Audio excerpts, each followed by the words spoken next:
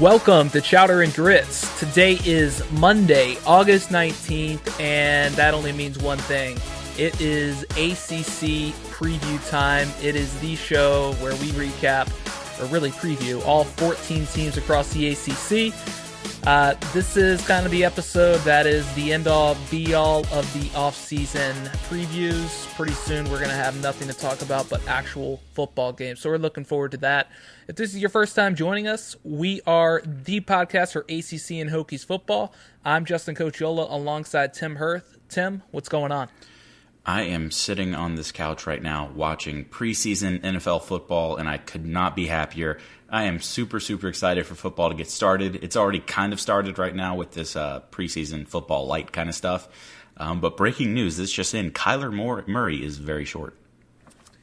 Yeah, I'm not. That game isn't on where I'm at. I'm actually just watching NFL Network kind of go around here. But I got to tell you, like this time of year, the amount of football content that I'm taking in is at just probably an unhealthy level right now, to be honest. So we've got the TV shows. I've watched almost 4 seasons of Last Chance U in about 3 weeks. My man. I've got, QB1 I still need to get to. Hard Knocks is ongoing. I'm catching up on Ballers.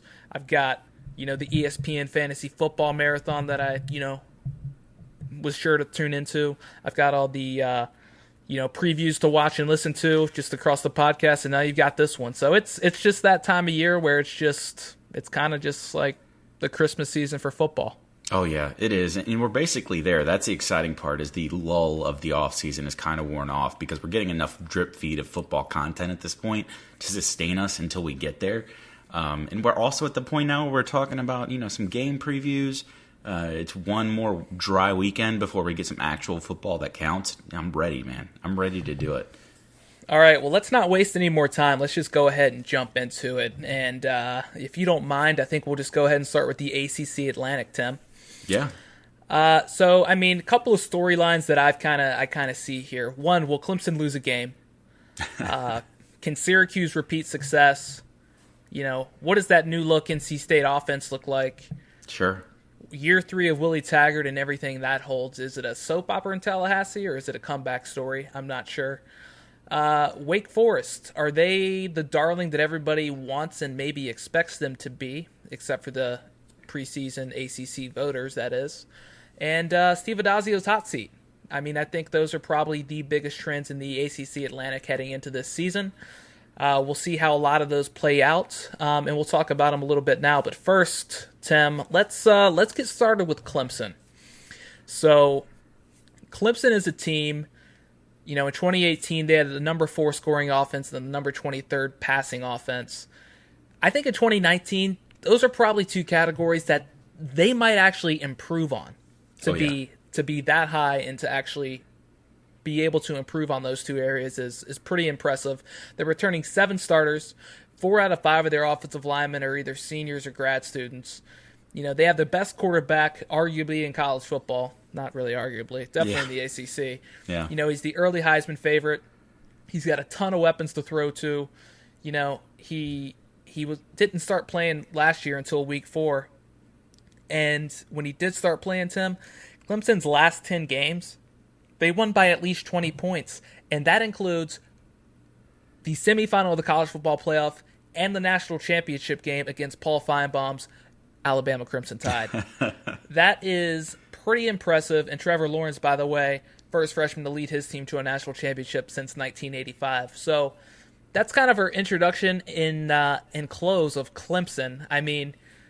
The amount of talent they have on this team is just almost unheard of. And, they're in the ACC, which bodes well for them.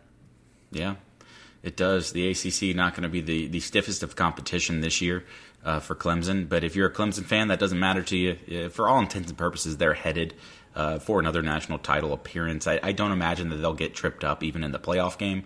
I know that may be considered getting way ahead of yourself, but with a team like Clemson, especially on the offensive line, the consistency there, along with the playmakers, just explosion everywhere with Etienne, let alone what Lawrence is able to do back there at quarterback. It's crazy. He stepped in and made everyone forget about Kelly Bryant. I mean, honestly, I was literally looking at a preview of the SEC, and I was like, oh yeah, Kelly Bryant, that guy was a thing at one point. Completely spaced on that. And that speaks to how good he is. And do I think Clemson will lose? Actually, I kind of do. I think Clemson may lose one game. I don't think it's going to keep them out of the national title game. But there's this weird feeling that Clemson may walk into a situation like a Syracuse of the past or a Pitt situation that they found themselves in, where they just pick one game to either sleepwalk, maybe Lawrence gets an injury. You're thinking that offensive line is going to keep him fairly clean, but I think there's a pretty good chance they do get snuck in the ACC play maybe once this year. Yeah, I mean, I don't know, because, there's definitely a chance they could lose. I mean, let's say Trevor Lawrence goes down for a game. I still think they should win, even with Chase Bryson there at quarterback. I think he's a pretty serviceable backup. Mm-hmm. But, I mean, to think of the amount of talent that Clemson has on this team and that there's actually true freshmen coming in and vying for playing time, that just means those guys are just straight up ballers. I mean, the fact that you can be a true freshman and fight for playing time at Clemson right now, I mean, that means you could have gone to literally any program in college football and been first string, no doubt about it. Yep. Other than maybe Alabama and Georgia. Those are the three programs where if you're a true freshman and you're fighting for playing time, you're a future top 10 pick probably in the NFL. So yeah, I mean, there's no doubt. There is that, but, Clemson, the defense, I guess, is my biggest question mark, but the only thing I'd really kind of expect to look out for with this defense is, can these younger guys that, haven't played in it as much, at least as first stringers, can they adapt to Venable's, complexity? And they've had, months to do that. So I'm pretty high on Clemson's defense. I have no reason not to be. Running back Travis Etienne, ACC Player of the Year. The guy's going to have over 2,000 all-purpose yards if he stays healthy. He's going to be a guy in the Heisman consideration. The Trevor Lawrence to Justin Ross connection, I can't wait to watch that for the next 2 years, because I mean those two are probably going to go 1 and 2 in the NFL draft in 2021 or whatever year it is. So I don't know. I mean, so what do you think schedule wise? So I mean, they opened the season against Georgia Tech. Easy. They host Texas A&M. I think they're going to win that one pretty handily. I do too. They're on the road at Syracuse, which is the one game early in the season where I'd be like, okay, yeah, that's a trap game for sure. I don't even think it's a trap game. I think it's a game they need to be careful with. When I say trap game with Clemson, that's as much of a. I guess I should rephrase that. That's as much of a trap game as Clemson will have all year. The only other away games I see them possibly having, I mean, NC State I don't think is going to pose much of a threat this year. South Carolina, no. Louisville, no. They host Florida State, Wake, and Boston College. I don't see where they're going to lose, unless it's that Syracuse game. Yeah, but that's what I mean. Syracuse is the only one. I think if they go in there full strength, they're not going to lose. And I think if they do lose in the regular season, even in the ACC Championship, depending on what happens around them, that's going to be something to watch, because they don't have the strongest schedule unless some of these teams like Florida State and Wake Forest step up and are better than they were picked to be in the preseason. Right. That could maybe help them balance a little bit of a weaker schedule. But Texas A&M probably is going to be ranked super high at the end of the season because of their schedule. Yeah. They're going to have probably 4 losses minimum.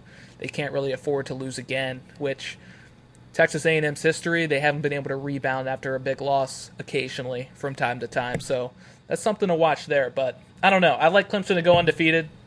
I like them to end up in the college football playoff. And they have a legit shot of making a national championship. It's hard to predict them, a team at this day and age, going to the national championship because of the playoff-like atmosphere in the college football playoff these days. But yeah, I mean, I like their chance just as good as I'd like Alabama's or Georgia's, and those are the 3 teams that I think are fighting for a national championship berth this year. Yeah, I agree with you. Absolutely agree. All right, so let's jump over to our Syracuse Orange friends. So, we just featured them with the SB Nation writer Kevin Wall at Noon's Magician, and I said that wrong during the interview a couple of times. So it's one of those tricky blog names that kind of catches you off guard. But it is. Key storylines for Syracuse. Tommy DeVito at quarterback. Is defense the strength, and they've got an elite special teams. So they're looking to replicate their first 10-win season since 2002. 2002, I believe it was. And right. Babers is a guy with a lot of attention on him right now from the national media. He's perceived to be one of the, I guess one of the next great coaches in college football. Yeah. This defense is pretty loaded, and to me, it's Syracuse is a team that could definitely beat Clemson. Yes, it's going to be very difficult, and I think it has less to do with their defense and what can they do on offense to play a team like Clemson. But if you look at their defensive line, Kendall Coleman and Alton Robinson on that D line, I mean, one of the best duos in college football, and I think they're being a little bit overlooked in my opinion. Yeah, I mean, they rivaled 2005 NC State with Mario Williams and Manny Lawson. They combined for 20 sacks last year, 34 tackles for loss. Those guys were absolute monsters. And, they bring them back, and that's a huge advantage when you pair it with their secondary, that absolutely ball hawk. Yeah, and, I mean, you talk about the secondary here. You've got Andre Sisco at safety, Evan Foster returning at the strong safety position. You got Chris Frederick coming back at cornerback, and just a slew of guys that are ready to kind of step in and fill some of those other roles. I mean, they've got a pretty special group there in the secondary, pretty special group up front, really athletic defensive linemen. It's really the linebackers that are kind of the question mark of this defense. I don't think many teams are going to be able to run the ball down their throat, but if they do get to that second level, what happens at that point? I think that's one of the bigger question marks that needs to be answered from Syracuse's defensive standpoint. Yeah, that's absolutely fair. And, it's not a defense with a lot of questions. That is one question. The other question I have, too, and I think this is the main question, is really on the other side of the ball. When you consider the quarterback, and they're going to be breaking in a new quarterback with DeVito in a system that is quarterback-friendly, which should bode well for him. However, sometimes it is hard to replace a guy that has been as much of a stalwart as Eric Dungy was. So we go into this season with that question and that focus on Syracuse. How does that new quarterback transition occur? Is it smooth? I think it will be. I'm not terribly concerned about Babers getting production out of quarterback. I think that's a system that really can bolster a quarterback's performance and really boost some stats. Stretching the field sideline to sideline is going to be super effective and easy on a quarterback, make the game kind of easy on them. But still, that's always going to be a question, is what are they going to get from that quarterback position? Yeah, and Syracuse is a team, they're going to beat you with a really good defense. They're going to be able to control field position with their special teams unit that just absolutely dominates. Yeah. They've got a big playmaker in Sean Riley in the punt return game, the kick return game. They dominate the position on the field. And one of the things that they do really well offensively is they're very efficient. They don't face a lot of long third downs. They're a team that does not find themselves scrambling on the offensive side of the football. That's a team that can be very dangerous in a very big moment, which is why that Clemson game, especially up in the Carrier Dome, is definitely one to watch there in Week 3. And it's one of a few games to watch in Week 3. Week 3 is going to be an exciting week in the ACC. So, I like Syracuse receivers, Sean Riley, Nakeem Johnson, Taj Harris, the guy coming off of his freshman year. Yeah. Running back, they got Mo Neal. They've got the Oklahoma transfer and Abdul Adams. This is going to be a pretty fun offense to watch. I think the biggest question mark on offense, too, Tommy DeVito. How good is he going to be in year one as a starter? And they're also replacing 2 tackles on the offensive line, which is never ideal, especially when you're coming in with a new quarterback. So, so what do you think? What do you think record-wise, Tim, for old Syracuse? They've got road games at Liberty and Maryland to open the season. Then they're on the road with NC State, FSU, Duke, and Louisville. They have Clemson, Pitt, Boston College, and Wake at home. Right. Yeah, I'm probably going to go 8-4 on the Syracuse Orange. I don't think that they're going to get it near that 10-win mark that they hit last season. And if you look at 10-win teams, I think they were one of the weaker 10-win teams out there. I don't think that's going out on a limb too much. But I'm thinking 8-4, sort of a regression to the mean a little bit. Not necessarily because they lost a lot of talent, but just that things are going to shake out and break a little differently for them this year. I will say there's certainly potential there to outperform that number, but from what I'm feeling and what I'm seeing on paper, I think 8-4 is a pretty safe assumption. Yeah, I'm a little bit higher. I've got Syracuse at 10-2 as a real threat to get that Orange Bowl bid. Wow. I think if you look at their out of conference, I'm not worried about Liberty. I'm not really worried about Maryland. At home they've got Pitt, Boston College, and Wake. Wake's the only team I'm really worried about there, but right. I think it's in Syracuse. On the road at Florida State will be interesting. Florida State's a team we just don't really know what to expect from them.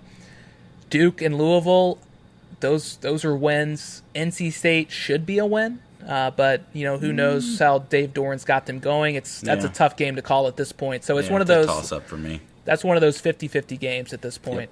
I just think at this point I feel pretty good about them reaching 10 wins. It's gonna be difficult, but I do think they're probably the second best team in the ACC this season. Yeah, and that was one of those 8-4. Really, if you kind of split it out, it was really between 8-4, 9-3 for me for Syracuse, and they really have a friendly schedule this year to break in Tommy DeVito. So good for them, and they could certainly hit that 10-win mark. It'll be interesting to see how they come out and how they look, given the fact that they're not going to sneak up on anybody this year. With the way that they played last year, they're kind of going to be circled on a couple of teams' calendars going into ACC play. So NC State, let's jump to them. And sure. If you're an NC State fan or want to hear more about NC State in depth, go check out our episode with James Henderson of Inside Pack Sports. I think that was one of our better episodes, and absolutely had a great time talking to James. A lot of insight. It was a great conversation, and we went pretty much position by position breakdown. Got his thoughts on the offensive defense. So if you want more in depth NC State info, go check that out. But Tim, why don't you lead the charge on this one? Yeah, I mean NC State is a team for me that has a lot to prove this year. Doran's kind of making a case right now as an NC State coach. I don't think he's getting enough love nationally for as good as he's been with NC State. He's been a strong recruiter. He's been an even stronger talent developer. He really has NC State playing at an extremely consistent level, and there haven't been many NC State coaches that have 2 9-win seasons under their belt. Doran's already there. This becomes a year where Doran can really stake a claim for a level of consistency and really take the program where it needs to go. If he could hit 9 wins, I think that's the goal for NC State. That's like the upper end of your trajectory, and that's really where you want to hint to just say, you know what, we're not going anywhere. A statement to recruiting classes in the future saying, hey, we really are going to be here for the long haul. And it wouldn't surprise me to see NC State get there. I think you agree with me on this. I think and this isn't a huge bold claim here, but I think NC State's season lies on the shoulder of its quarterback, whether that ends up being Matt McKay, Bailey Hockman, or Devin Leary.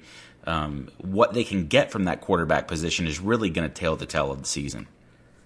Yeah, I'm really high on NC State for one reason, and it's Dave Doran. Yeah. If you look around the country, there's few programs that I think that are run to the level that Dave Doran is running the Wolfpack at the moment. He goes out, he hires really good assistant coaches, really good recruiters. He's got 2 co-offensive coordinators this year, and George McDonald and Des Kitchens. It's a new look on offense. They're going to have a new running back. They're going to have a new quarterback. Zonovan Bam Knight is getting a lot of hype. Excited to see what he can do on the field. It sounds like Matt McKay is going to be the guy at quarterback. That's going to be an important position to kind of see how that works out. But I think this defense is going to be pretty solid. And if you look at their schedule, Tim, I think it sets up pretty well for them. I mean, it does. If you look at East Carolina, Western Carolina, Ball State, Louisville, UNC, Georgia Tech, and West Virginia, I think West Virginia is a team that's not what we have come to expect from them. That's 7 wins right there. Yeah, I mean, in West Virginia, as you mentioned, extremely beatable this year. Extremely beatable. And then even their road games, at BC, at Wake. At Wake is a toss-up for me at this point. Always. At BC, I know they've had issues up there historically, but I just think they're set up much better than Boston College is this year.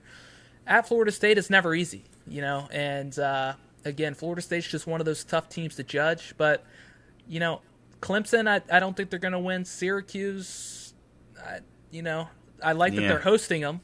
Sure, that helps. That's one of the benefits, but I'm not ready to pick NC State in that game yet. But, I think 8-4 is a really doable for this team. Sure. And I wouldn't be surprised to see them at 9-3. I would be surprised to see them better than 9-3 before that bowl game. Yeah, it's one of those where it's kind of a hard ceiling at 9-3. You can't really see this Wolfpack team getting to that double-digit win plateau, which is not surprising. In a 9-win season, as I mentioned before, would be very successful. I think one of the things that's kind of underrated with NC State this season is going to be seeing what Tony Gibson adds to that defense. When you talked about, and we talked to James, some of the looks they're getting on the defensive side of the ball are shading towards that 3-3-5 stack that Tony Gibson likes to run and was really successful in slowing down spread offenses in the Big 12. And people really haven't been giving a lot of credit to kind of what that could do for NC State for two reasons. One, the 3-5 is not a defense that ACC teams are accustomed to seeing, and it could certainly cause some problems in a pass-happy league. But two, and the main thing is, Tony Gibson's specialty is the defensive backfield, specifically the safeties. And if you had one criticism of Doran in his regime over the years, is that their safeties tend to be out of position in a way that's really been detrimental to them as far as giving up big plays. And it'll be interesting to see what can happen if Tony Gibson is able to come in there and shore up that defensive secondary. Depth, to me, is NC State's one of the deeper teams in the league. Not the talent level of Clemson, but a similar level of depth almost at every position. I think that's going to lend itself well. Injury-wise, they should be okay. They have 4 scholarship quarterbacks on the roster that all could really probably give you a solid season, and all could probably start for the Wolfpack. But it should be a good season for Doran. And like I said, the key here is going to be consistency from him. As long as he can avoid a disastrous losing season or a 6-6 type season, I think he's going to be setting up really pretty for next year in the Wolfpack. But this year I see a 9-win season. I think a 9-3 final record for them is within reason, and I think Doran will hit that. All right, so 9-3 for you, 8-4 for me. Just a little shout out to Mr. Ryan Finley. The guy's doing pretty well in preseason, so I wouldn't be shocked to see him maybe starting sooner rather than later for the Bengals if Andy Dalton doesn't step up this year. But let's jump back over to Florida State here, Tim. Yeah. So Florida State, really interesting team. I think they have tons of talent. I really do. They just don't have a lot of talent in key areas on the field. That's been their kind of biggest issue. Kendall Briles has been quoted as saying these are the best skill position players he's ever had. Yeah, and they may be. They may be. A guy coming from Baylor, Houston, Florida Atlantic. Probably was. And when he was at those schools, he was first in the nation in offense. He was 35th in the nation. He was 8th. He was 5th. I mean, he put up some pretty big offensive units out there as far as a production standpoint. He's coached 4 1,000-yard rushers and 3 1,000-yard wide receivers in his career. Okay, yeah. He's extremely high on these these skill position players, and it's a group that was pretty similar to last year, but the offense as a whole it's been awful. So what they've done in the offseason is they've kind of thrown away the playbook. They're running on a much faster pace. You've got guys vomiting in practice because they're not conditioned enough at this point to kind of keep up with the demands of the tempo of this offense. So it's a very fast-paced offense, high tempo. If it's rolling on all cylinders, it's going to be a very tough offense for defenses to stop and or maintain capacity on that side of the ball, because it's going to be hard to shift players in and out. Those guys probably aren't going to be as conditioned to play an offense like this week in and week out. That being said, that means the offensive line is doing their job. And that's the biggest question mark for Florida State heading into this season is what are they going to get from that offensive line, because there's no team in the ACC where one positional unit can hold them back more than that offensive line at Florida State is going to potentially hold this team back. Right. And I mean, last year, like I said, it literally couldn't get worse. I'm not exaggerating when I say that. Florida State lined up 2 traffic cones at left and right tackle. It was incredible. I've never seen anything like it. I thought I was the slowest person laterally in this southeastern part of the United States, but I was wrong. The 2 slowest played for Florida State.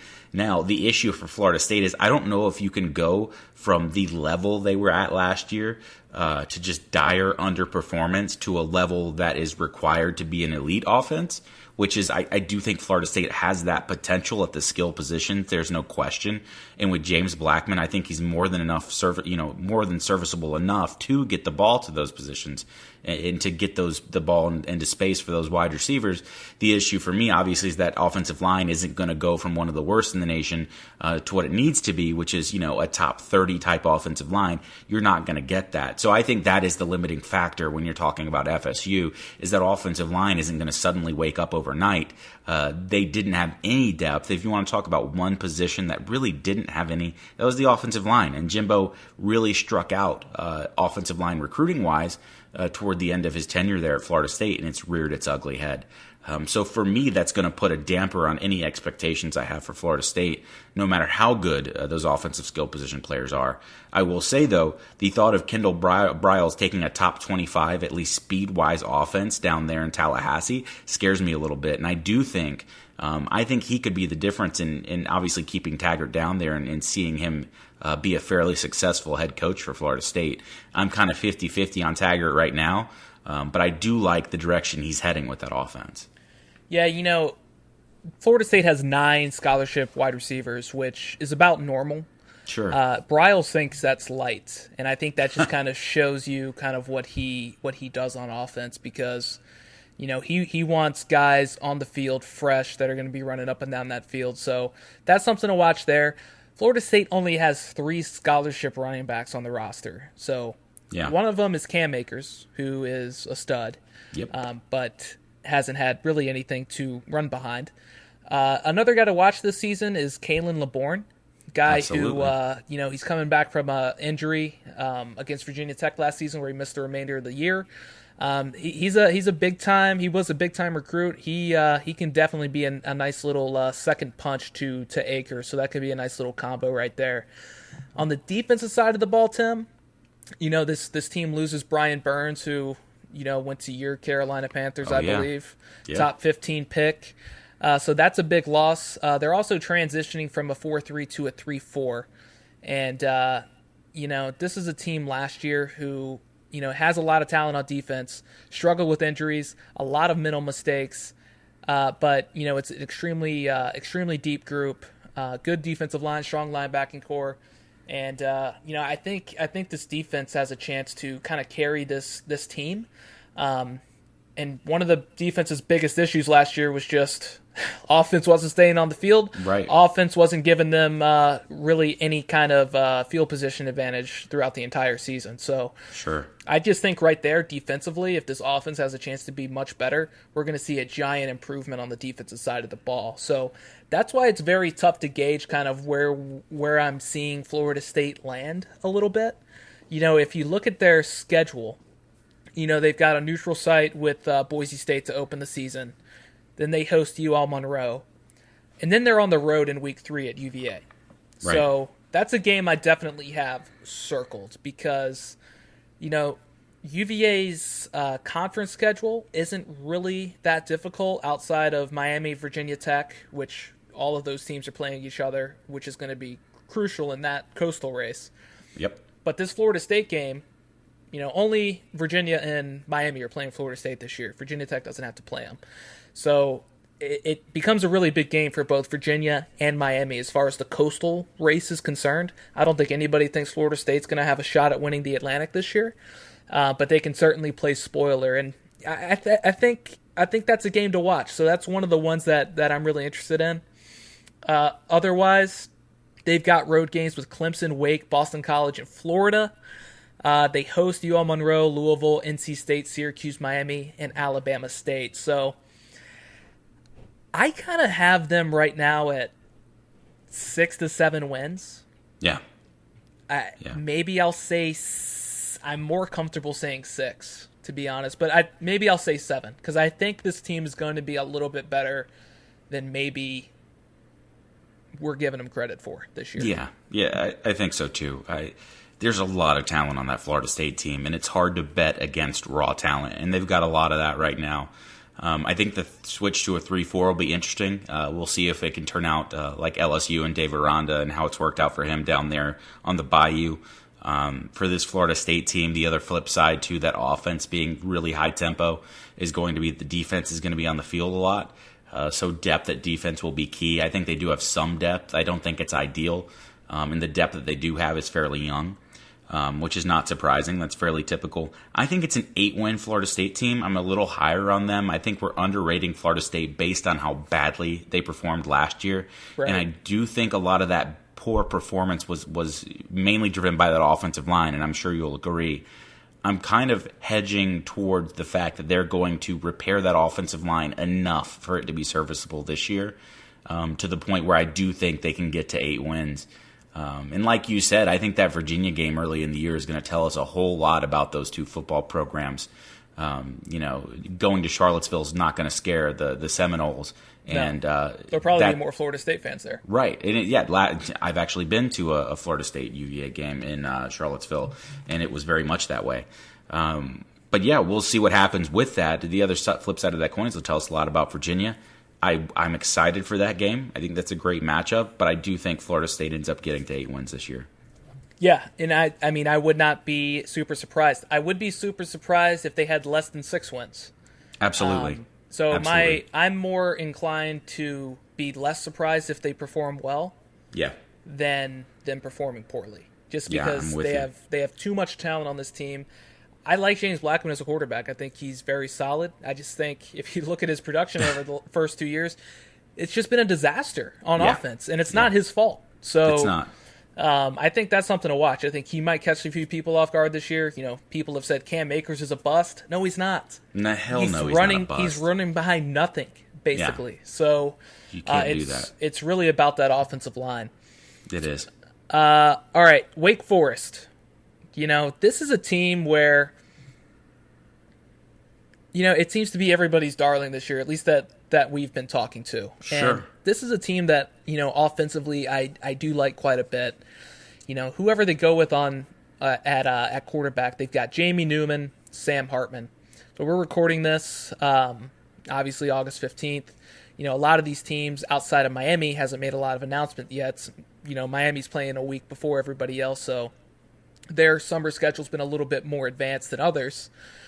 Wake Forest is a team that was picked to finish 6th by the media in the Atlantic, which seems a little outrageous. It does. Now, the Atlantic does have better teams in it than the Coastal from a top-to-bottom standpoint. Yeah. But, Wake Forest is a team coming off of 3 straight bowl victories. And, few questions facing the team. Who's going to replace Greg Dortch on offense? Dortch is a guy who left with 2 years of eligibility remaining to go pro, wasn't drafted, trying to catch on with the Jets if he's still on the Jets. So that's a big loss, not just on offense, but on special teams. It was. There's a pair of freshmen that are getting a lot of play who, in Donovan Green and Nolan Grolix, while Scotty Washington, Sage Surratt, they're likely entrenched as the outside wide receivers. I like those guys. Cade Carney coming back, returning for his senior season, rushed for 1,000 yards last year, the first back since 2005 to rush for 1,000 yards at Wake Forest. He's a guy who not going to blow you away with his talent, but he's just kind of a banger up the middle. He's going to get those tough yards. And they also returned 3 offensive linemen. They've got to replace their center and their left guard. So offensively, I like this team.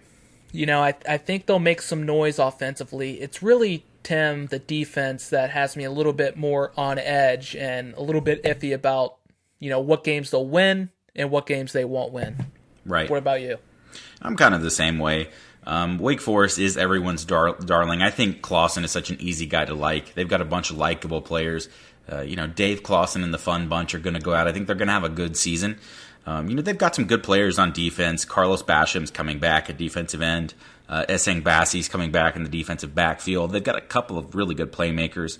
I'm not really sold on the guys that I didn't name. I think there are a lot of question marks on that side of the ball. Obviously, quarterback, you're going to have a solid choice no matter which way that falls between Hartman or Newman. I think that they've got an offense that they can tailor to either. Newman, obviously, if he wins a job, they're going to be running the read option a little more. Hartman may be a better passer than Newman, and we'll see how that ends up working out. I think that's obviously too close to call at this point. But Clawson is just one of those guys kind of in the same vein of Dino Babers and a guy that I'm going to give a bump to their team just based on him being the coach. I think he's just so fantastically consistent. I think he's perfect for Wake Forest. I will say that talent-wise, I don't think this is going to be the greatest team, and Wake Forest rarely is. But I'm seeing a 500 season from them. I'm expecting 6-6 this year from Wake Forest. Yeah, if you look at their schedule, they've got Utah State, Elon, North Carolina, Louisville, Florida State, NC State, and Duke at home. Right. They should, at worst, be 5-2. Oh, yeah. Right there. No doubt. Then they've got Boston College, Virginia Tech, Clemson, Syracuse, and Rice on the road. Mm-hmm. Rice is definitely the 6th win. Okay?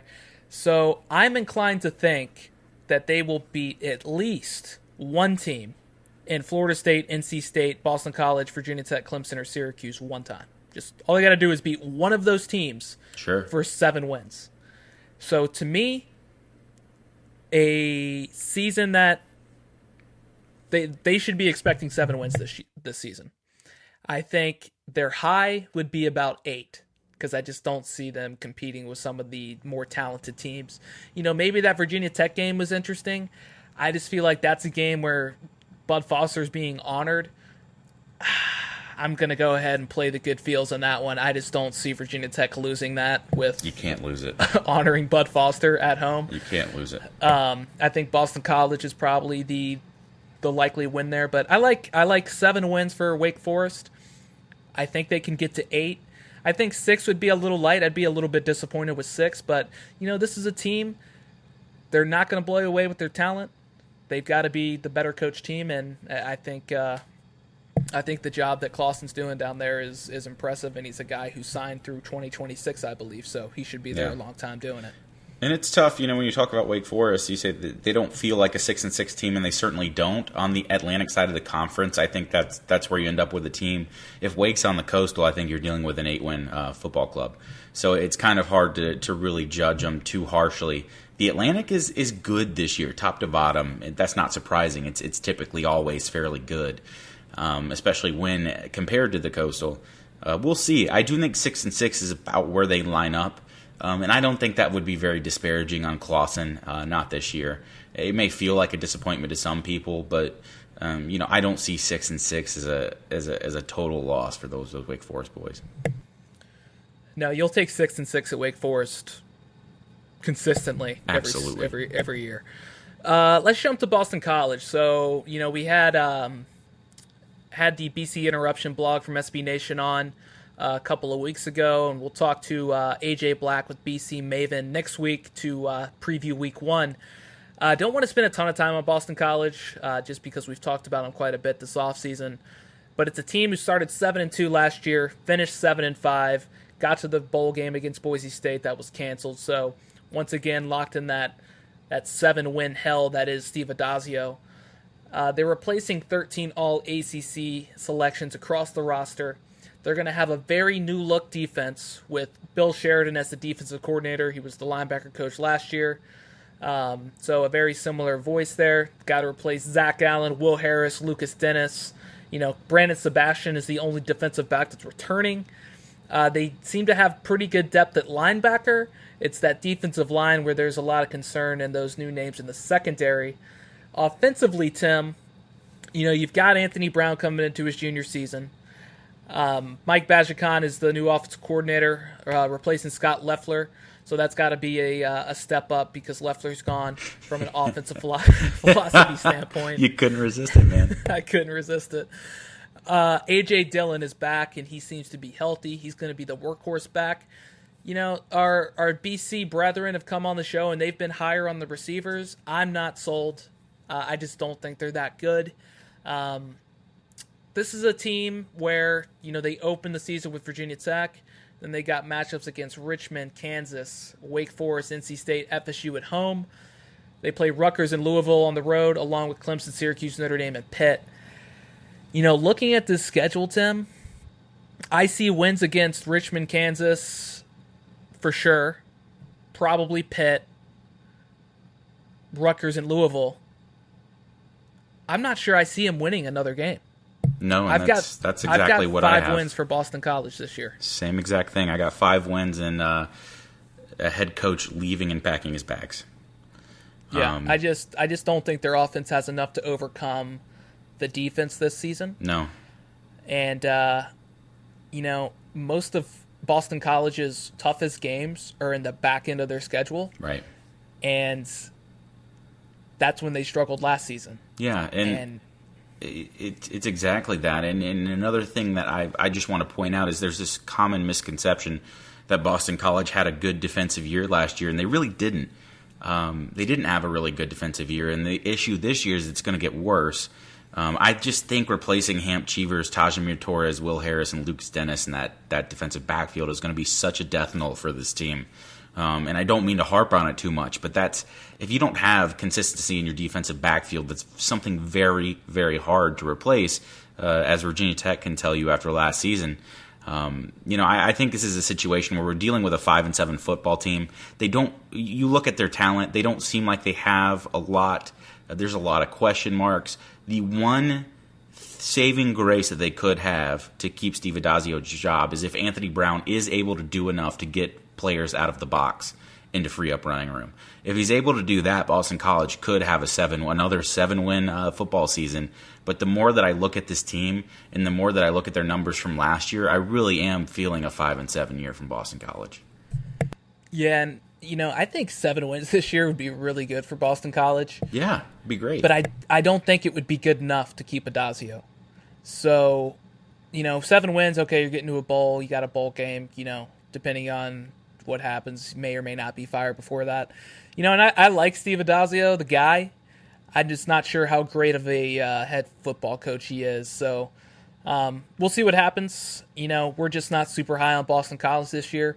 Another team we're not super high on, Tim, and really nobody is our Scott Satterfield-led Louisville Cardinals. I'm not really going to spend a whole lot of time here. No. They're in a complete rebuild. They went 2-10 last year. They pretty much rank near the bottom of almost every single statistical category. This is a team that had Lamar Jackson and won the Heisman Trophy not very long ago.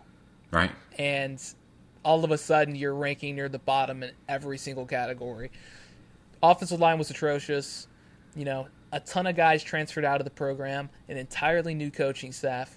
They're not going to win a ton of games this year. I do expect them, though, to at least fight in these games. I think they're going to be well coached. If you look at what Satterfield did at App State, he built a really strong program, a team that, took a team like Penn State to the brink and almost beat them last year. Should have probably beat them. Yeah, absolutely. Came back in. They should have. Minus a little Trace McSorley magic, Yeah. They left there with the loss. But, it sounds like Jawan Puma Pass, great name, all ACC names team candidate. He has the edge to be quarterback. So that being said, this is a team that plays Notre Dame, Clemson, UVA, Syracuse, Wake Forest, Miami, Florida State, NC State, Kentucky. It's not a tremendously easy schedule. No. And the only 2 games I see them potentially having a shot in are against Eastern Kentucky and Western Kentucky. And I'd say they beat Eastern Kentucky. Western Kentucky has typically been good. I don't know a ton about them this year, but I'm going to go ahead and say Louisville goes 2-10 to 1-11. Right. I think you're not too far off. I'm going to go with 3 wins on Louisville, only because of a Satterfield bump there. I'm really high on Satterfield. It's just obviously way too early to see any sort of real positive return there. So who's the third win? Because that coach is going to have some answering. I don't know where the third win comes from. It's just one of those things where it's probably going to be a fluky win. All right, UVA, got it. Yeah, done. It's UVA, and we're going to see that. When UVA goes winless in conference, they're going to look back at that game and say that was the one they should have had. Yeah. All right, so let's jump over to the Coastal. That was your ACC Atlantic. I think we have coined Clemson as the winner there. Big shock. Yeah. So some of the storylines in the Coastal Division, Tim, we've got Virginia isn't nearly as good as people think. This is my own personal storyline. I love your storylines, Justin. That's fantastic. I think they're forgetting about Virginia on the offensive side of the football and kind of what they've lost. And their defense should be good. So that's something to watch there. Miami's defense is good. Borderline elite. We don't know yet. But the offense has a lot of question marks. And as of right now is going to be led by a true freshman in Jaron Williams, who we all seem to forgot about, right, to be honest. We have no idea what to expect, really, from Virginia Tech defensively. They're returning 10 guys, and at best, fans are approaching the season as, cautiously optimistic with expectations that we will improve. Virginia Tech will improve, that is. But we are expecting a pretty good offense from the Hokies. Yeah.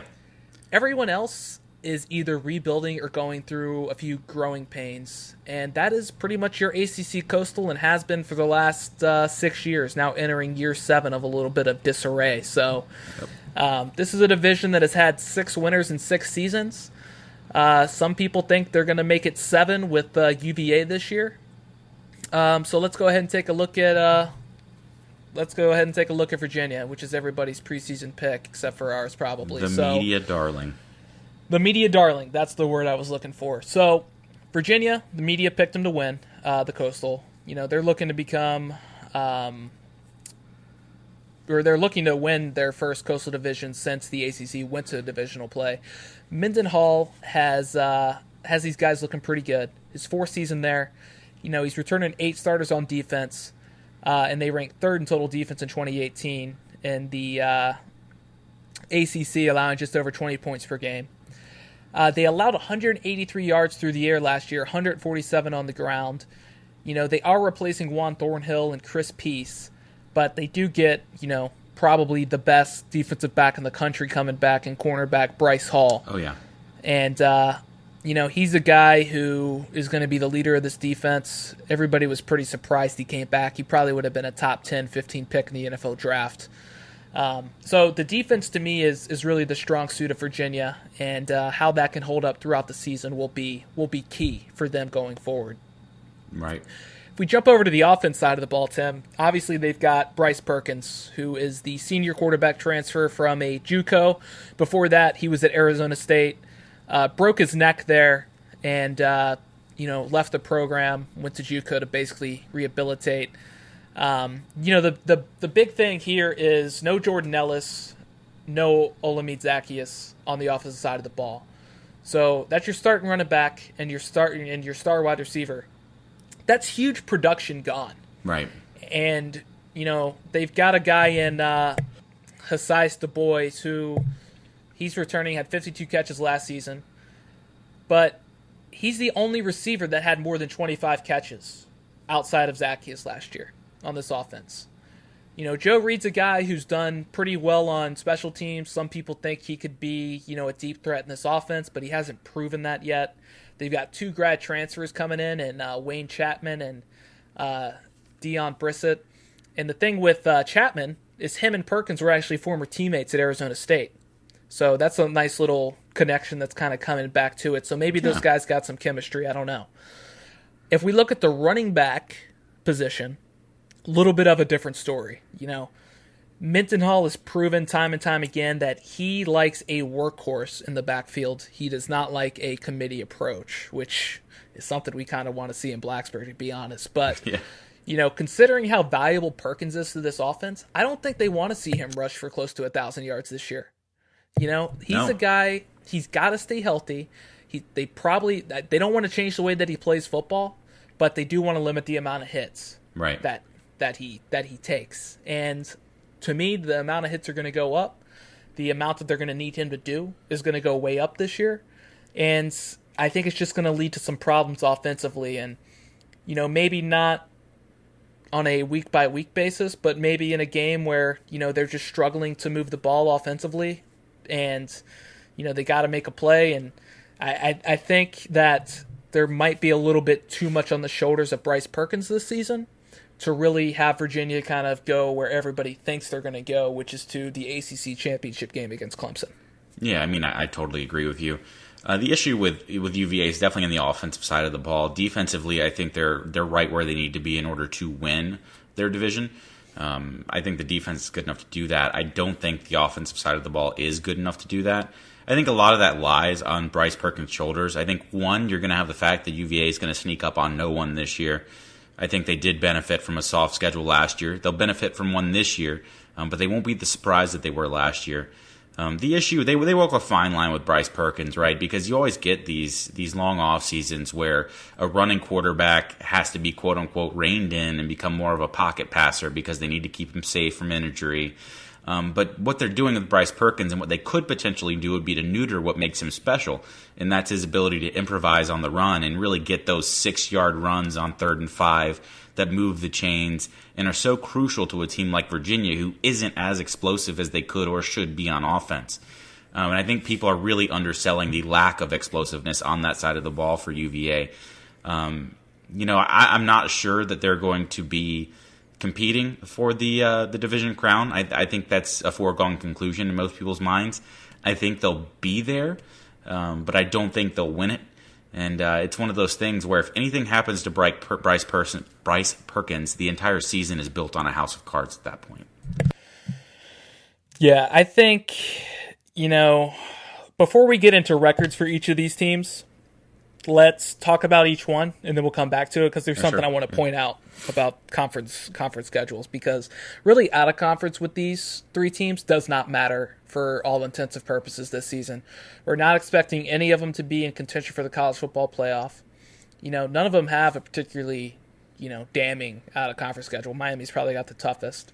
Sure. And we'll talk about those a little bit, but first let's look at Miami, Tim. So everybody just seemed to forget about the highest rated quarterback in school history since Kyle Wright, and that's Jarren Williams, who came in last year as a true freshman, didn't play a whole lot, got a few snaps, and under the new NCAA rule, he was allowed to redshirt that season, but he was actually suspended for a game last season because of his displeasure with not being put in with the struggling Malik Rozier and N'Kosi Perry in front of him.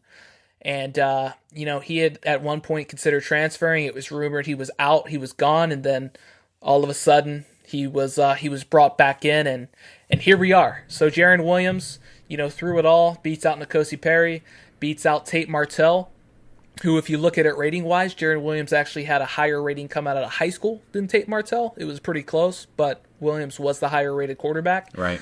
So it doesn't sound like he just won the job because he was so much more dominant than everybody else. It just sounds like he was doing the little things a little bit better than the other two, specifically Martell. And from what we heard about Tate Martell is he was really struggling to pick up this Dan Enos offense, specifically coming out from under center. Yeah. And now he becomes America's favorite soon-to-be slot receiver. Yeah, so that's something to watch there. If you don't know what that reference is, so it was rumored that Martell skipped practice on Monday after the announcement.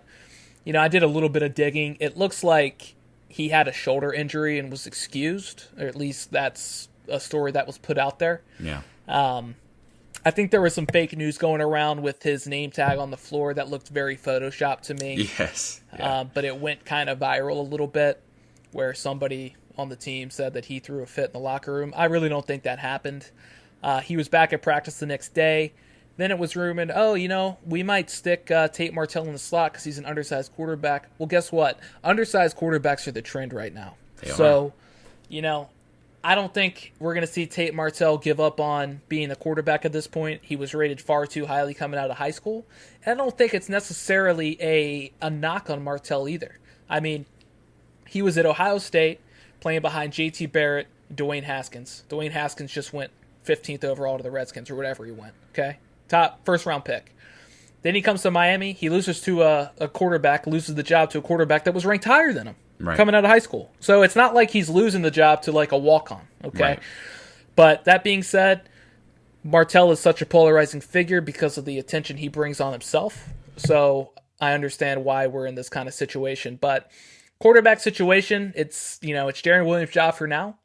But if he starts to struggle and, Nkosi and Tathan are hanging around this season, I wouldn't be surprised to see either one of them get thrown into the fire if Jarren's not getting the job done. So the coaches really like him. They say his passing ability and instincts are better than the other two. But that's definitely a big storyline going into this season. So, offensively, Miami, they've got guys like Jeff Thomas at receiver, DJ Dallas, Cameron Davis at running back. Those guys are really going to be what makes this offense churn. And I see whoever's at quarterback, Jarren Williams at this point, being more of a game manager until they get a little bit more comfortable in the offense. All they really have to do is manage the game for this defense. So the defense, once again, the greatest asset for Miami, a defense that loves depth because they rotate guys in basically every 6 plays. They want guys to go as hard as they possibly can for 6 plays, and that's what they've kind of formulated in their head is the hardest you can go is for 6 plays before you need to come off the field, take a breather, and get back on and go hard for 6 plays again. So it's an interesting philosophy, and, just some of the guys that they're returning, like Miami led the nation in sack rate last season. They got Jonathan Garvin returning, who had 17 tackles for a loss, 5.5 sacks. They've got Trey John Bandy and Romy Finley coming back in the secondary. Shaq Quarterman and Michael Pinckney are both returning. They had 25 tackles for loss and 9.5 sacks combined. Depth might be a little bit of an issue in key areas. Defensive line, they had a lot of grad transfers come in just across the entire team, not just on defense. Trayvon Hill is one guy I want to point out from Virginia Tech. He's found himself running with the second team because he's out of shape, probably causing a lot of locker room issues just based off of past experience. But that's something to watch. So depth of this defense, let's see what happens. But I think this defense is probably going to be second best in the ACC behind Clemson this year. Yeah, and I've said it before, I'll say it again. I do think they're going to be an elite defense, or at least borderline elite. I think they have the best linebackers in the nation as far as a group goes.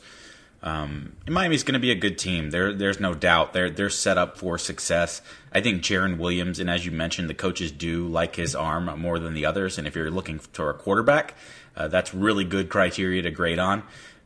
Whether or not that sticks for the long term, we'll see. And obviously there are going to be questions there that need to be answered throughout the year. There's scenarios that play in your head where you could see Tate Martell or Nkosi Perry being the starting quarterback of Miami before the end of the year. I think they hang around as a coastal competitor, and we won't get into final results or schedules with these teams, as you mentioned. But Miami is certainly strong, and all of the playmakers that you mentioned, I think they're going to be a good team this year. And the bulk of their season and really their final standings lies on the shoulder pads of the quarterback. It's just like it has for the past 2 years. I mean, if you think in your head, what would the last 2 Miami Hurricanes football teams looked with competent quarterback play? It's a scary thought.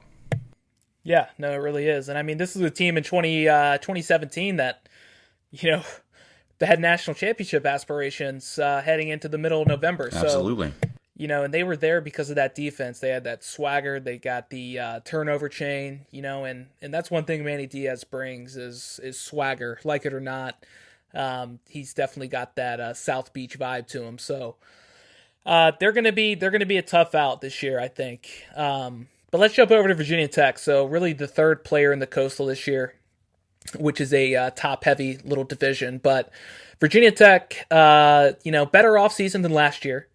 And, a story dropped with Sports Illustrated on Thursday, kind of highlighting some of the happenings around the Virginia Tech program last season. Apparently there were guys in the locker room saying, they hoped they were going to lose against Marshall so they didn't have to play in a bowl game, threatening guys that if you score a touchdown, I'm going to knock you out. It sounded like there was a lot of polarization between the offense and the defense. And apparently that was derived from a few unnamed players, I should say. And there was also issues, I guess, that players had with the coaching staff as far as like practice times and just certain smaller things around the program that seemed to be addressed. And it seems like those issues are behind them. It seems like the team is more unified this year. And I think that's key. It does make me wonder, maybe this is why Bud Foster's leaving. I don't know. But the Bud Foster retirement news was pretty surprising at the time. Don't want to dwell on that too much, other than I do think it will be kind of a rallying cry for this team this season. From a personnel standpoint, the Hokies have 10 guys returning on the defense last year. That was the worst performing defense in,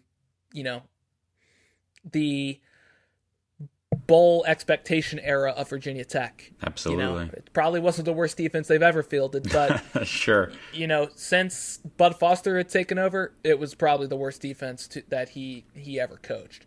And that was obviously for various reasons. Guys being injured, kicked off the team, guys playing when they weren't supposed to, just as far as development standpoint, we get it. All the excuses under the sun. This year's a new year.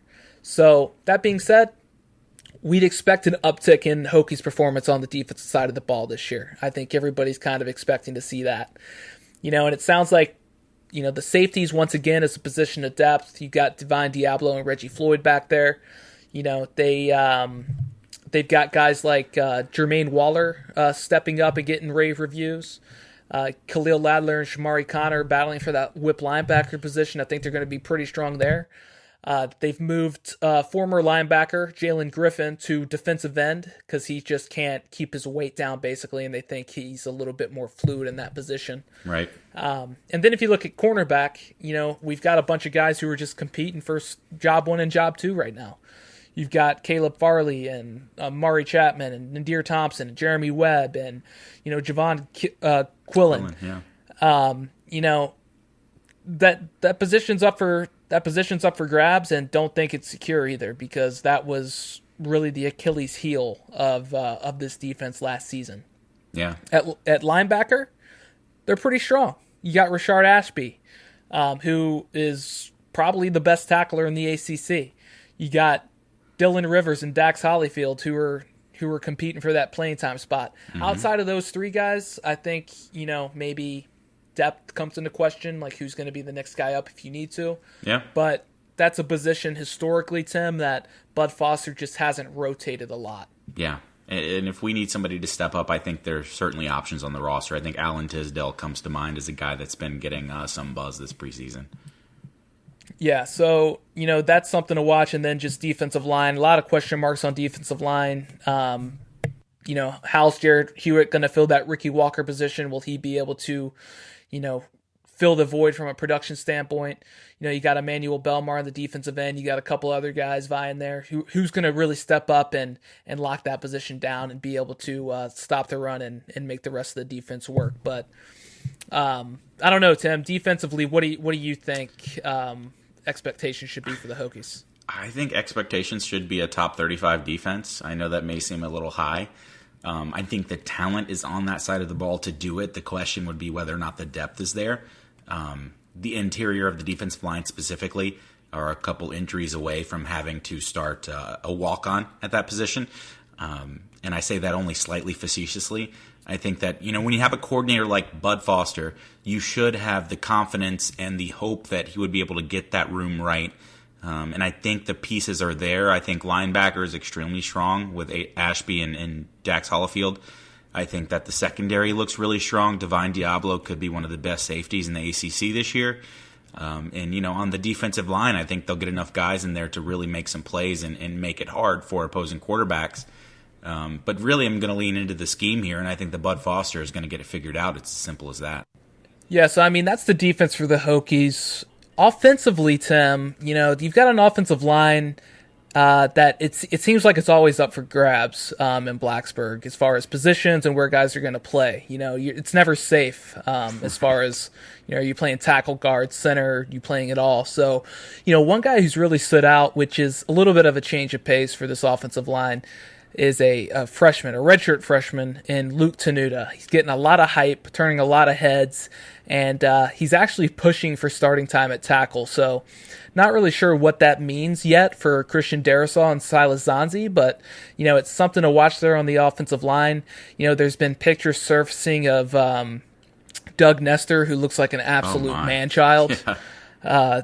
Basically looks like Joe Thomas did when he was a freshman at Wisconsin. So who knows what that'll happen there. We've also got the Brock Hoffman, transfer waiver still up in the air, at least as of this week. So Justin Fuente addressed the media on Thursday, and still no update. We're 16 days away, and the NCAA can't get around to making a decision. So they continue to make a mockery of themselves, especially with this case in particular. So still some questions there on the offensive line. I think it's a unit, though, that the Hokies will be pretty strong. Wide receiver, probably one of the strongest groups of wide receivers in the ACC and maybe even the country. So you've got Damon Hazelton and Trey Turner as your big 1-2 options, and Hezekiah Grimsley probably going to be slotting into the slot there. And then, there's guys like Travion Robinson who are really kind of stepping up and turning heads. We saw redshirt freshman DeJuan Ellis kind of cut ties with the programs pretty roughly. It wasn't the cleanest of cuts. But I think receivers, Tim, it's going to be a good year in Blacksburg for these guys. Yeah, no, it absolutely will. I'm really high on that offense, really high on those wide receivers. I think Hezekiah Grimsley, a guy that gets looked over a little bit in the slot, I think he's fantastic. Trey Turner, obviously just big plays written all over him, and Hazelton is about the best primary wide receiver you could hope for in the ACC right now. Offensively, the love, I think, needs to be shown for Ryan Willis. I think people tend to overlook him because of how bad he was at Kansas, but come on, it was Kansas. I think just about anybody would have looked bad. You could have lined up prime Peyton Manning back there, and he would have struggled. Ryan came in and really, really made a big difference at quarterback last year, and I thought was a guy that was performing at a fairly high level by the end of the season. Not surprising at all to see, for all intents and purposes, I expect him to come out and have a really good year this year with all the options at his disposal. I think at tight end too, we ought to give a little shout out. Dalton Keene, I think, made a splash last year, and James Mitchell is. If all the scouting reports are true on him, we're in for a real treat with the production at the tight end spot this year between those two. The more I think about it, and the more thought I give it, the higher and higher I get on the Hokies after being very lukewarm with Virginia Tech when we first started the offseason early on in the spring. A lot has changed since then.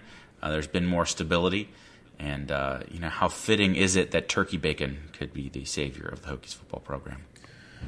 Yeah, well, I think offensively, Tim, it seems like most of these guys are all bought into Fuente's program. They're all Fuente recruits, right? Right. So we've got Ryan Willis. We're expecting him to be the starter. Obviously, it hasn't been named yet officially, right, but it would be a shock if he wasn't the starter. I'm expecting to see some pretty creative packages with Quincy Patterson this season. And I think when you've got, an H-back in Dalton Keene and, a tight end who's up and coming and James Mitchell has been getting a lot of hype and, some really athletic receivers, I think you can do some things that are a little bit more creative than the jet sweep. So that's one thing I'm looking forward to. That'll be a plus. We haven't talked about the running backs. Keshawn King has been one of the most heard names in the entire fall camp so far. Sure. And he's a freshman, a little bit on the smaller side, very fast. I think he's going to be a nice little change of pace back this season. I don't know how many carries he's going to end up getting or, if he becomes, a workhorse of this offense. But, with him, Deshaun McCleese and Jalen Holston, Terrius Wheatley, there's some backs to be pretty excited about. So agreed. Overall, I think this offense is going to be really good. And hopefully you can pair that with a solid defense. I'm not expecting a top 25 defense, but I'm also not expecting a a 75 or worse defense. I'm expecting a defense that's probably ranked in the top 50 in the country, that if they do one thing this season, I just want them to play consistent. Yeah. That's really all I want, is just to see the Virginia Tech defense play consistent. And if they do that, Tim, I think they're going to win a lot of games. Yeah, I think so too. And, I try to take the homer aspect out of it and turn my diploma and face it towards the wall and pretend I'm not a graduate of the best university in the world. But to tell you the truth, it's hard to do this year. And the more I think about it, the more I break it down, the more I consider everything. I think there's a lot of good balance that Virginia Tech has that they can really take advantage of. There's no very weak spots on this team. As a matter of fact, I don't think there are any. There are no massive holes. I don't think there are big questions. More importantly, I think they're bringing back a quarterback that's proven that he's an ACC caliber quarterback, and that's a lot more than a lot of teams can say in the ACC this year. They have an elite position group in the wide receivers. And I do think like I mentioned, I think a top 35, like a 25 through 35 ranking on the defense would probably be, maybe a long shot, but I do think that that's what they're going to shoot for. And I think with Bud Foster, that's always within the realm of possibility.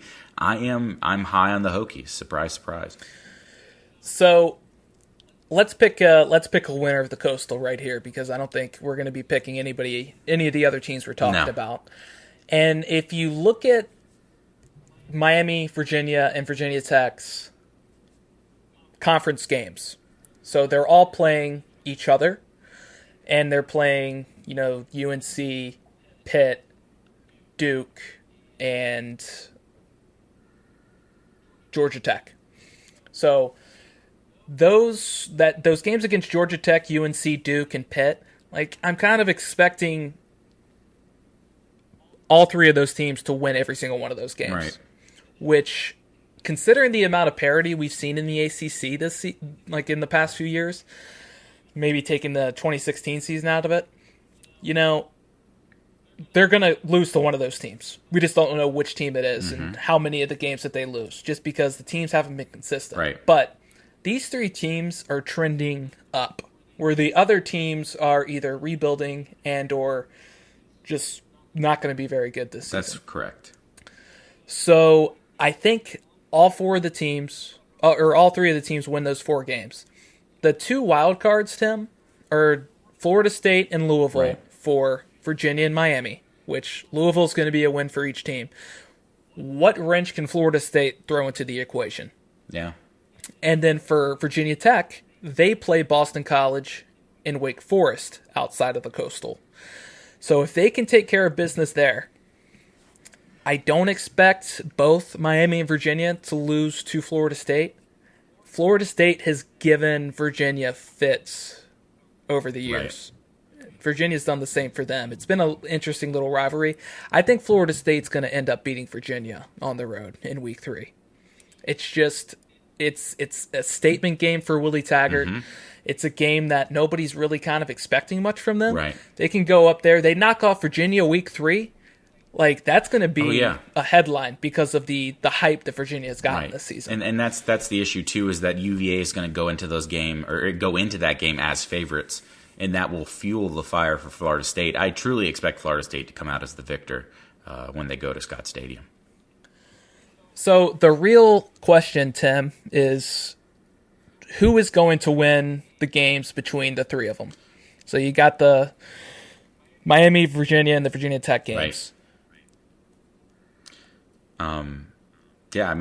For me, I think Virginia Tech will split Virginia and Miami. I think they will beat Virginia and lose to Miami.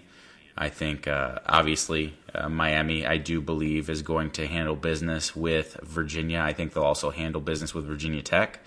And I do think Virginia is going to lose to both Miami and Virginia Tech. So that's the way I see it shaking out. I don't know how you see it. But I will say that does not determine my winner of the Coastal. I just want to throw that out there.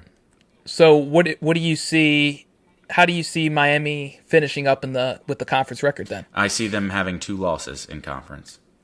Okay, so who are those 2? I think we're going to see a slip up with Miami. Again, I don't know exactly where it comes from, but we're going to see a loss that Miami takes to Florida State. I do think that that's going to happen. Okay. As far as your second loss, I mean, that could be from really anywhere. So, you've got some teams that aren't quite as good that I think could give Miami problems. A team like Pitt could come around and surprise somebody. The reason I think Miami is going to struggle is going to be because of that quarterback position. I don't think that they're going to get the quarterback play that they need. They're going to have to win a lot of games with defense. And if you get into those defensive slugfests where you're not able to score more than 20 points, you are always at risk of dropping a game. Whereas you look at the Virginia Tech offense, I don't think anyone's going to hold Virginia Tech to lower than 20 points this year.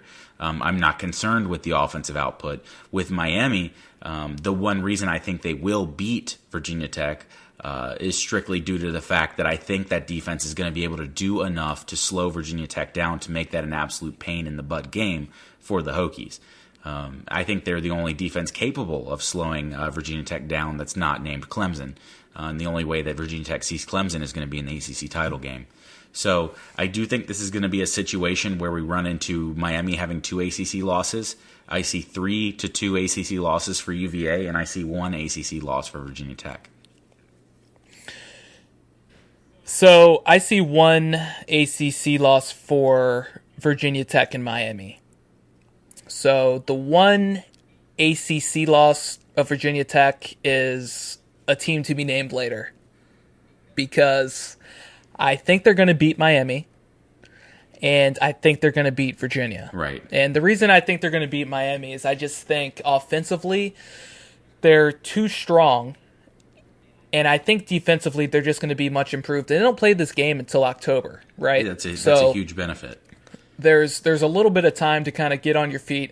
Miami's not a difficult place to go in and play. It's a quiet crowd. They're just on the beach. They're not hanging out in the stadium. Who knows where Miami will be at that point? We think they're going to be pretty good. I think it's going to be probably not the most exciting game to watch, but I do expect Virginia Tech's defense to be improved enough to where I'm not that worried about the Miami offense against them. UVA wise, I think I just don't see UVA being that huge of a threat this season. Now, I think they probably get to like 9 wins. Oh, for sure. Because their out of conference schedule isn't exactly super strong. Right. But until I see them beat the likes of Florida State, and Florida State is again kind of in this no man's land of a program right now. I need to see them beat Florida State. I need to see them beat Miami again. And I need to see them beat Virginia Tech maybe, once this decade. Right. So until that happens, I'm not picking them. Right. Ever. And they're in a prove it situation. I just don't think they have enough on offense this season to beat the teams that everybody thinks they're going to beat. Right. But again, there's that parity in the ACC. I said Virginia Tech's going to lose to a team to be named later. Virginia Tech loves to slip up against the team that you just don't see coming. Right. I pretty much had 1 to 2 losses for each of these teams. Maybe 3 for Virginia. I could see them having less than that.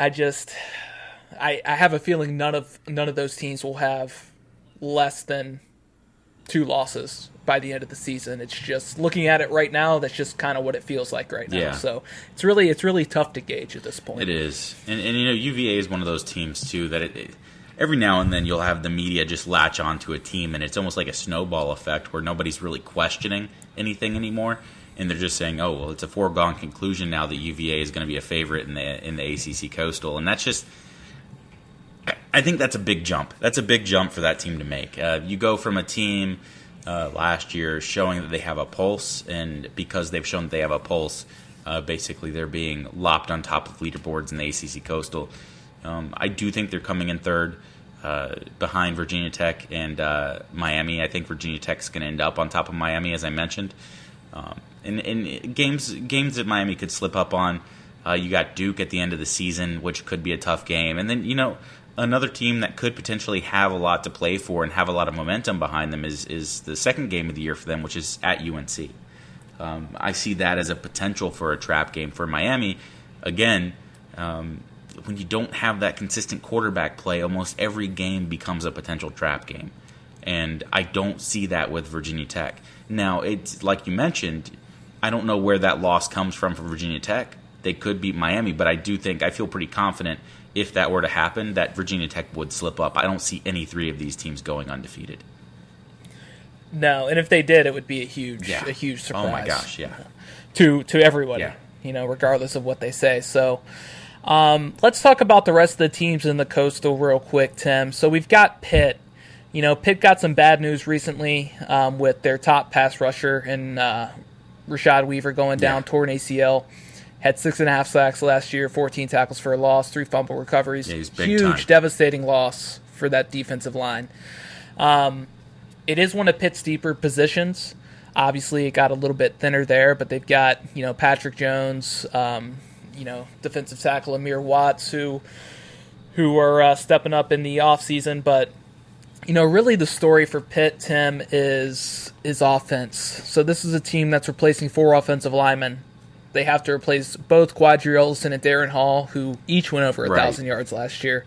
They've got a new offensive coordinator in Mark Whipple, who, he's got a pretty decent resume, but, this is a big overhaul on offense in year one, and you've got a quarterback in Kenny Pickett who, had 8 yards passing against Clemson in the ACC Championship. Right. So I don't really care what I'm hearing about Kenny Pickett this offseason. I've heard that he's much improved and he looks better. Well, that's great. I got to see it. Yeah. And until I see it, especially behind a brand new offensive line and new running backs, I'm not going to believe it. And I just think this entire little setup just kind of is going to spell disaster for Pitt this season. I really kind of see them, if they win 6 games, I think that would be a good season. Oh, yeah, and I don't see 6 games being won. I see this as a losing team for all the reasons you mentioned. Replacing 4 offensive linemen is hard enough. Mark Whipple wants to come in and throw the ball on a pro-style offense, which if you know anything about a pro-style offense, the key to throwing the ball on a pro-style offense is eliminating the pass rush because your quarterback will be spending time in the pocket more than maybe other offenses that you could be running. And Kenny Pickett just hasn't looked comfortable as a quarterback in his entire time playing for Pitt outside of small spurts here and there. I don't see them improving enough to be able to break that 6-win mark. I think you're looking at a 5-7 football team here, maybe even a little worse than that, maybe a 4-win football program, and maybe that's selling them a little low. But I just don't. There's nothing I really love about Pitt this year, and it's kind of underwhelming. Something I thought was pretty interesting to think about. Narduzzi's seen as a big-time defensive guy. He was defensive coordinator with Mark D'Antonio at Michigan State. In his last years there at Michigan State, he fielded the 9th-ranked defense, the 2nd-ranked defense, the 3rd-ranked defense, and the 14th-ranked defense in defensive S&P Plus, which is efficiency ratings. Since being at Pitt, his defenses have ranked 35th, 75th, 48th, and 53rd.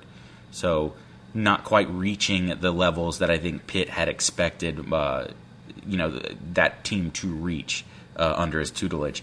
So Narduzzi going to have to lean into that defense this year, and that becomes harder losing your very, very good defensive end before the season even starts. So I'm not loving the Pitt Panthers. I wasn't before the injury, and I'm especially not now. So I see a 5-7 football team there. Yeah, I've got them there as well. Let's jump over to Duke. So the injury bug seems to be in that locker room at the moment. Jake Bobo's gone down with the fractured clavicle. That was a big blow to the receiving core. He's expected to be a starter. Quarterback Gunnar Holmberg, who was really kind of vying for that second-string job, he went down with what they're calling a non-ligament knee injury, so not sure what that means exactly, but probably like a meniscus or something along those lines. It will require surgery, so he seems to be out of the mix for now, but really the guy for Duke this year is Quentin Harris, and quarterback-wise, there's going to be a lot of pressure on Harris to play consistently, which is one of the knocks against him coming into this season. So he's replacing Daniel Jones, who wasn't exactly the most exciting quarterback to watch, but did a nice job of protecting the football. He could go out and win you some football games. He's the furthest thing from Daniel Jones that Duke could possibly have, and he's probably a better runner than a passer. has to play consistent, has to protect the football, and he's going to really be at his best if he can just manage the game for Duke and let that running game kind of take care of business on offense, Tim. You've got Deion Jackson and Britton Brown, who is going to be a nice little 1-2 punch for this offense. Deion averaged 5 yards per carry last season, and he's expected to be the starter. Duke on defense should be pretty solid. I mean, they return 8 guys. They're really focused on forcing turnovers in their fall camp. They only had 4 interceptions all of last season, and still managed to come up with an 8-5 record. So they've got safety Michael Carter coming back, Deion Singleton. He's had a nice start to his camp, and they've got a couple defensive ends that I like in Victor. God, this name always throws me. Demujek and Trey Hornbuckle on the other side. So right. Those are 2 guys to watch on the defensive end, in the defensive line. And I think Duke will be solid. I mean, I don't think they're going to be great. They don't have the easiest of schedules. I think 6 wins would be a good year for Duke, but I've got them at 5-7 at the moment. Yeah, and I'm right there with you. I echo everything that you said. I think it's going to be an interesting year. It's going to be a tough year. I think Quentin's going to get the job done, but he won't excel. And I'm not saying that Daniel Jones was a world beater at all at quarterback, but he had his moments. He could look like an absolute elite quarterback at times. But Duke, not expecting big things from them this year, but I do expect consistency. I mean, that's what Cutcliffe does. So I am expecting maybe a little regression from what Cuddy is used to there at Duke, but I see a 6-6 season for Duke in 2019. So let's jump over to UNC, Tim. So Mac Brown has been the talk of the offseason. But really, I think kind of the assistants he's brought in are really the big story of what we should expect from this team, not just this year, but going forward. So, offensively, Tim, we've got a quarterback situation to where, they just don't have a lot of great quarterbacks, or at least proven quarterbacks. So Sam Howell seems to be the guy standing above the rest. He's a 4-star true freshman coming in. I feel pretty comfortable in saying Howell's going to be the guy on offense this year for North Carolina. The defense has looked better in the fall camp than the offense has, which is really no surprise. Phil Longo is trying to install an air raid at Chapel Hill, similar to what he had at Ole Miss. And just with the inexperience at quarterback, got a young offensive line, young receivers, really no proven commodities. It's going to be a tough season there on offense. Defensively, Jay Bateman is a guy who, is expected to do big things. I think he will end up being a pretty good hire for this team. And one position group I'm really interested in is their defensive backs coached by Dre Bly. And the reason I say that is Dre Bly is a guy who has 0 coaching experience heading into this season. I think was really hired for a recruiting standpoint. So that is a position that I would say is maybe on high alert just from a how do they perform standpoint. Absolutely agree. And it's one of those situations where Dre Bly, make no mistake, was brought to UNC to be used as a recruiting tool and to take advantage of his recruiting prowess, which is a smart move, in my opinion. I think he's already paid off there. Certainly recruiting is going fairly well for UNC. It'll be interesting to see how those defensive backs are play, what they can get out of Storm Duck under Dre Bly's tutelage will be great. But, I'm with you. I think Phil Longo and Bateman, while they are good hires, I think they're going to take a year, especially Longo, and the fact that they're completely changing their offense from a spread to an air raid. I think that'll take some time to get where he wants to get. I do think they'll be okay. I'm expecting them to play some teams tough. I think they'll give Miami some trouble, especially, given that the game is in Chapel Hill and is early in the season. I think Howell will come into his own eventually, and he should be a fairly good quarterback by the end of the year. But I'm not expecting any fireworks from them as far as a record goes. I think 5-7 is where you see UNC this year. Yeah, I've actually got them at 4-8. I'm just not super high on them, and not the easiest of schedules. South Carolina, Miami, Clemson, UVA, Virginia Tech, and then you got teams like NC State and Duke, and App State is a team that I think can definitely beat them this year. So it'll be interesting to watch what happens under them and how they can build that program up. But 4-8 seems to be a likely spot for me, at least. Five wins though wouldn't be out of the question. And then let's hit on our last team, Tim, Georgia Tech. So we got Jeff Collins, first year as head coach. It's going to be a long one because anytime you're moving from a triple option into a more modern day offense that is not horrendous to watch, it's going to be difficult. Offensive line, quarterback, wide receivers, they're just lacking at those positions right now. So 4 out of 5 of their offensive linemen were recruited for the triple option. So there's going to be some growing pains. Quarterback-wise, really no idea what to expect. What they did do is they had 20 players play on both offense and defense in the spring to see if there's some guys they could maybe shift into other positions, and it's pretty much just a tryout right now at Georgia Tech on the offensive side of the ball. At wide receiver, their top options are Jalen Camp, Malaki Carter, and Amarian Brown. They've turned a couple of running backs into wide receivers with Nathan Cottrell and have a couple of graduate transfers in Tyler Davis. So wide receiver is probably their strongest positional group. It's just a matter of who's going to get them that ball. I just don't see a lot of wins for Georgia Tech this season, Tim. I think, they've got some toss-up games on here. At least at the moment, but my one lock on their schedule is the Citadel. Other than that, I see maybe 3 wins for this team, but I could settle for less. Yeah, and of course I'm the same way. This is a rebuilding team, rebuilding scheme, rebuilding personnel. Certainly talented, but talented in a sense that they are ready to go run this Georgia Tech spread option. But not come out there and run the spread. So it'll be interesting to see how they perform given their backgrounds. It'll be cool to see it come together. I think over the course of the year we'll see some pretty good improvement there. Just wanted to say I'm really high on Swaggy G, as you call him. I think he's going to make a fantastic head coach. He's really leaning into the whole Atlanta thing in a way that Georgia Tech has not done historically. And I think we're looking at a guy who's sitting on a sleeping giant right now as far as potential. And I think he'll unlock that, but it's going to be 2 to 3 years down the road. It's not going to be in year one like we're dealing with right now. But we should see a foundation starting to be built this year. Ideally, you'd hope that you'd see a fair amount of progress from game 1 to game 12, just like anybody would. But I think even more so than other teams, it's going to be crucial that they lay the groundwork for what they're trying to do at Georgia Tech. And I'm with you. I think they got 3 wins written all over them.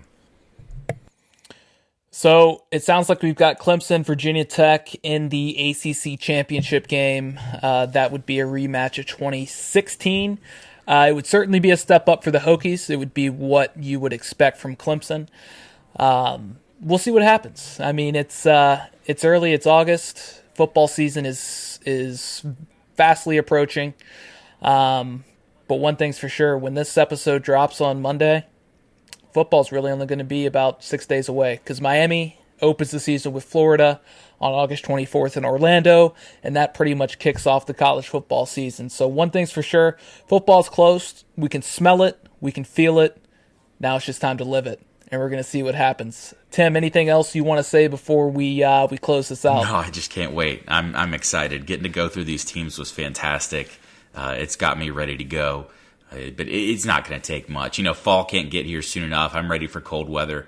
I'm ready for tailgates, man. And I'm honestly just ready to see these programs start to battle it out. It's a foregone conclusion in my mind that Clemson's going to win the ACC.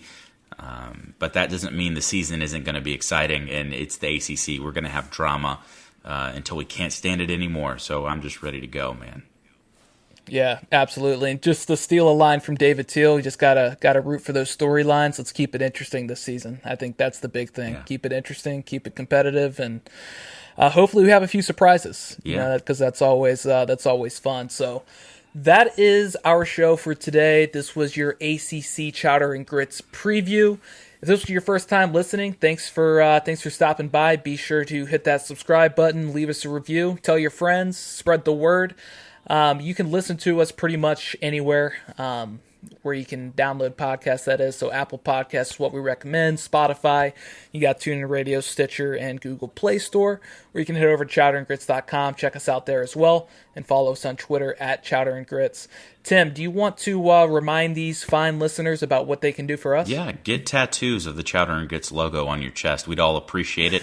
That's a power move, and it's certainly, heading into next summer, I think you'll be beach ready sporting that new tat, so we appreciate it. And you can always just tell your friends, follow us on social media, share our posts, let everybody know that you like us, leave us reviews, all of that helps.